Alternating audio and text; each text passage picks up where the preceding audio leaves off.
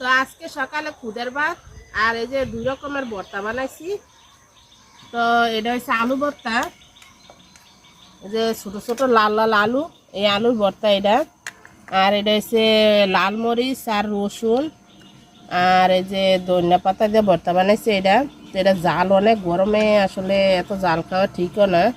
তো এই যে লাল লাল আলুর ভর্তা, এই ভর্তাটা খাইতে বেশি মজা লাগে, খুদের ভাত দেওয়া হোক আর এমনি ভাত দেওয়া হোক। আর আমার বাড়িতে দেখেন কি পরিবেশ সুন্দর, এই পরিবেশে বৈশা যেটা খাইবেন এটা মজা লাগবে। তো একটু একটু বাতাস আছে দেখে ভালো লাগে, নাহলে অনেক গরম, প্রচুর গরম।